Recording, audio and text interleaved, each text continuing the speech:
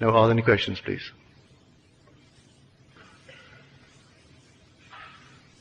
Yes, sir. What did Abdullah tell you to do between the time that you imagined, you're imagining, and between that time and the time of demonstration? Well, I'll tell you in details exactly how we got together. It was 1933. If you remember, there was a frightful depression on in our country. Millions were unemployed. In New York City, you would go through the tunnel into Gimbels from, say, the square where Gimbels begins. It goes all the way through to the Holland Tunnel. They were sleeping with the permission of the mayor, 3 and 4 deep, as far as the eye could go. There's no place to go. In the park, in the summer months, they were allowed to sleep in the park, sleep all over the place. And the long lines for coffee and bread that were there to give them. There were millions unemployed. We then had a population of not more than, say, 130 million, as against today's 192 million. I was a dancer, and if you couldn't eat, you couldn't pay to watch a dancer. So there were no shows playing on Broadway. I think we had 5 Broadway shows, and they were running on paper. Yes, people passing out paper to go and see them, really, instead of the usual 50 and 60 shows that you used to get. Well, what I'm getting at, I didn't have a job, I had no money, and I was living in a basement on 75th Street, and he lived on 72nd Street, in a very lovely home that was owned by Morgenthau, whose son was then the treasury of our country, a cabinet member, but his father owned this house, but he didn't live there, and he rented the first floor to my friend Abdullah. I said to Abdullah in the month of October, late October, Ab, you know, I've been gone from Barbados for almost 12 years. Came here in 22. And it's almost 12 years. I've never had a desire to go back. But now I have a hungry desire, a haunting desire to go to Barbados. Not a thing stops me but the lack of money. I have no money. He said to me, you are in Barbados. I said, I'm in Barbados? He said, yes, you are now in Barbados. And so you see Barbados, and you see America from Barbados, and you can smell the tropical land of Barbados, see only the little homes of Barbados, and that's all you do. You just simply sleep this night in Barbados. Well, I thought him insane, really. I mean, at the moment, it seemed so stupid, because 72nd Street, we still had 50 and 60-story buildings. And little Barbados was a little 3-story building, almost the tallest that you'd find, and narrow little streets and no sidewalks. And I'm walking on a sidewalk wider than the wide street of Barbados on 72nd Street. Well, nevertheless, that night I slept in Barbados. I assumed that I'm in Barbados in my mother's home. And then I saw America relative to Barbados, and it wasn't under me that night. It was north of me about 2,000 miles. Well, the next day, I didn't tell him anything. About a week later, when nothing happened, I thought I would approach him. This time we've moved into November. I said, you know, Ab, there is not a thing has happened. He wouldn't discuss it with me. He turned his back on me and went into his little library and slammed the door. About 3 times I tried to open up the discussion with my friend Ab between that moment when I first talked to him and the end. He would never discuss it. On the basis, how can he discuss with me how I am going to Barbados when I am already in Barbados? That's stupid to discuss how I'm going to go when I am in Barbados. And if I am faithful to my assumption, I can't discuss the how. I'm already there. Well, this went on.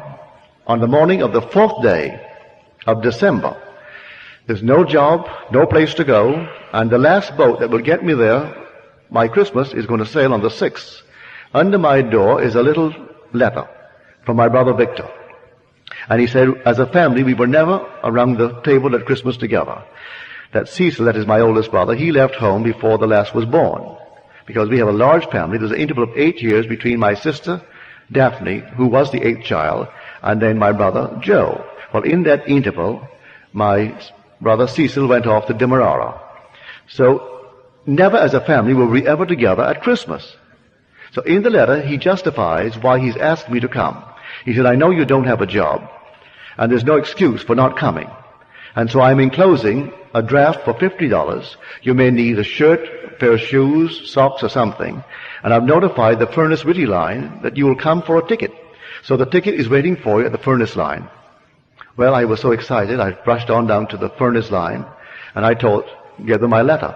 They said, yes, we have a message here from your family in Barbados.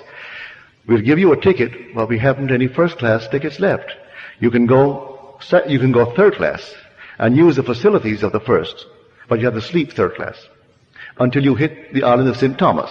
When you hit St. Thomas, someone disembarks, then you may take a first-class bunk. I said, I'll take it. I rushed right up to Abdullah.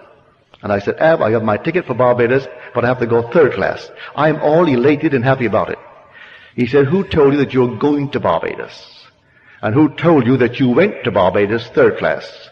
You went to Barbados and you went first class. Would say no more. He isn't even happy that I'm going to Barbados now. So I went down on the morning of the 6th day of December with my third class ticket. Went up to the desk as they're checking in the passengers, and I put my ticket forward. He said, I've got good news for you, Mr. Goddard. Someone has cancelled, and you're going first class. And I went first class all the way down to Barbados. 10 days down, 10 days back, with 3 heavenly months in Barbados.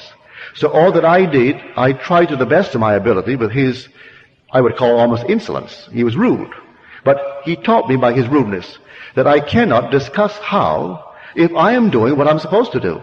He tells me right away, you are in Barbados. Like someone comes to you now, and you would apply this principle towards their request, and they say, oh, I would love to be happily married. And you say to her or him, you are now happily married. They look at you as though you're insane.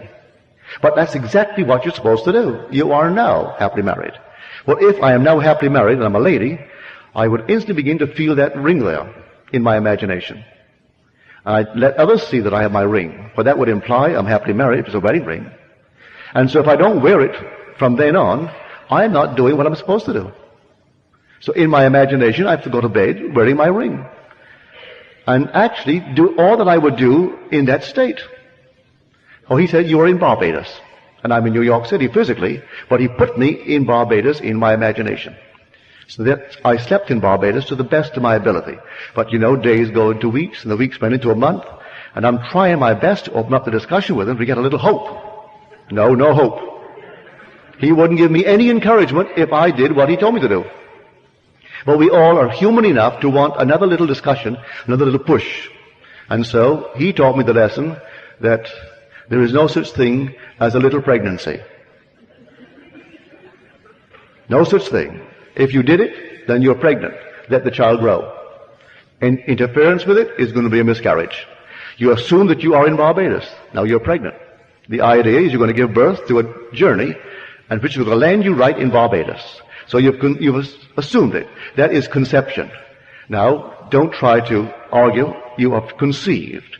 And all you have to do is to be a faithful mother and bear that child. And don't discuss it with me anymore. He never discussed it after he told me I was in Barbados. And I learned so many things from the old fellow. I came back because I wasn't drinking. I brought him 2 lovely old bottles of brandy. The best that we had in the island. 2 lovely bottles. And some rum. So I gave him my father's rum, gave him the brandy. A week later, he said to me, say, how long do you expect those things to last? Learned my lesson. I thought he would sip those things for a year. Oh no, they were gone. And he wondered how long I supposed these things to last for him. And of course he really disillusioned me terribly on so many things because I would go and dine with him. And Abdullah, I was then a strict vegetarian. I was trying to overcome it after I came back gradually. And of course he would sit down and he would have 2 or 3 big shots of rye. I mean big shots of rye. And then he would wash down his meal with a lot of porter, or it wasn't beer, it was ale. And then he would, at the end, like Churchill, a huge big bowl of ice cream. I said, Ab, how can you do that? Oh, he said, you couldn't do it. It'll poison you because you have quibbles. But you know that God made everything? Everything is God. You're going to see he made something and not the rest? No, God made everything. And he'll send me back to the Bible. Go back to the Bible and read the book of Acts. And Peter couldn't eat the unclean thing. And then the Lord said, slay and eat. For that which I have cleansed, I have cleansed. Then a sheet came down filled with all manner of animals and food. And the voice said to Peter, slay and eat. For that which I have cleansed, I have cleansed. So he said, you have quibbles, Neville. With any of your quibbles, it'll poison you. But he would sit down and polish off this enormous veal and wash it down with ale, precede it with 3 shots of rye. And here was a man truly of the Spirit. But if I judge from appearances, I would say, well, he can't be a holy man, for which today I'm most grateful that he wasn't, because he taught me real Christianity. And he was born in North Africa of Jewish parents and raised in a strict Orthodox Jewish home. But he knew more Christianity than anyone I've ever met, because he spoke the Hebrew tongue perfectly. He spoke other tongues, and rabbis would come to study with him. And he and I would discuss day in and day out for over 5 years, teaching me all that he could teach me that I could absorb concerning the Kabbalah, the great mystery of how this thing is put together in these simple little letters of Hebrew. I know that before the Civil Rights Bill, in New York City, no Negro could go to the box office and buy a seat in the orchestra. To get a seat in the balcony, you think Abdullah would ever let me go and buy the seats?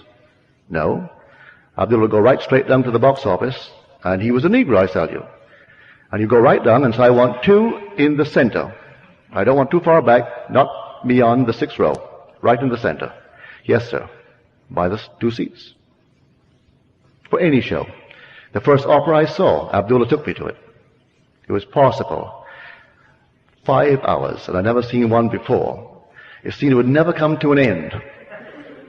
Of all the operas to be introduced to opera through Parsifal. Good Friday it was too. You go on Good Friday in New York when you go to Parsifal. And you sit there and you think, my Lord, is it ever going to come to an end? And he is drinking it in. Every little note he understands, every little point. And he's so in love with it. And I'm sitting, because I'm next to Ab, just waiting, hoping. But nothing happens. It goes on and on and on, and then it's 5 hours later, and then that's it. Any other questions, please?